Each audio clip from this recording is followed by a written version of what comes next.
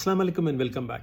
In chapter 7, verse 2, Allah tells Prophet Muhammad, peace be upon him, not to hesitate to convey the warnings and advice to believers from Quran. Warning is something when you tell your friend that don't do this, there is a risk or there is some danger ahead.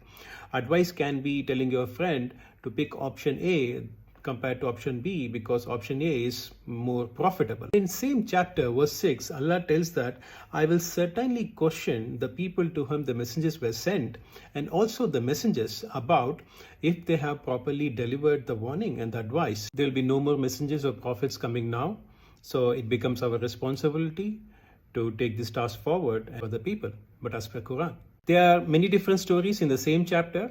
But we will take the first one from the story of Adam alayhi salam for some of our references, especially when related to advices and warnings. So the story starts when Iblis has already refused to bow down to Adam, and when Allah asked him about it, he says, I am superior, so I will not bow down to him. You have created me from fire, and you have created him from clay.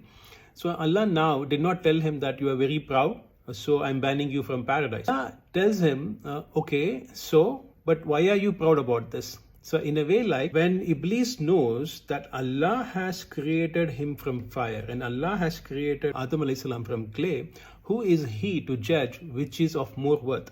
Allah even calls Iblis in the same verse, you are worthless. For us to take an advice from this is that we cannot be proud of ourselves for our health, our wealth, our careers, our beauty, or even for manners and ethical values, right? So it's all given by Allah subhanahu wa ta'ala. The story moves on and Allah tells now, or Allah warns Adam alayhi salam, do not go near this tree. Very clearly, he specifies one particular tree and tells him that do not go near this tree. This is how you should warn someone. When you warn somebody, warn them with clarity. Now, when Iblis tricks Adam alayhi salam towards the tree, he swears to him saying that I'm one of those who gives you good advice. He uses the word advice to trick him. Be very careful while making friends.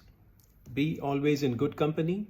You might be taking advices from your friends, and these advices or these friends can take you out of paradise. When Adam and Eve failed to obey Allah subhanahu wa ta'ala, even though they were tricked by Iblis, they said, we have wronged ourselves, please forgive us to Allah subhanahu wa ta'ala.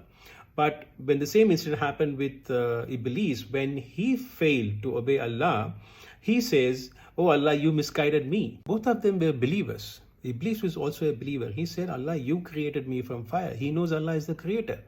But this is the difference between hearts of two people where you have taqwa. Now Allah sends Adam and Iblis to earth and also reminds us that both are enemies to each other. We can't be friends. So it's not just that Iblis is an enemy of humankind. It is also for us to be careful and cautious. We cannot be friends with him. In this statement from Allah, there is an advice and also a warning. Allah now moves towards children of Adam for the next advice. So far he was discussing with Adam and Iblis. Now his direction is towards children of Adam, and he says, I have given you clothing to cover you and to beautify you. He continues saying that, but the best of the garment, the best of the clothing is taqwa, your devotion to Allah subhanahu wa ta'ala. Clear warnings and advice from this story. Do not be friends with evil. You are sent down to this earth as enemies. And number 2, beautifying yourself, covering yourself is good, but focus more and more on taqwa, your devotion to Allah subhanahu wa ta'ala.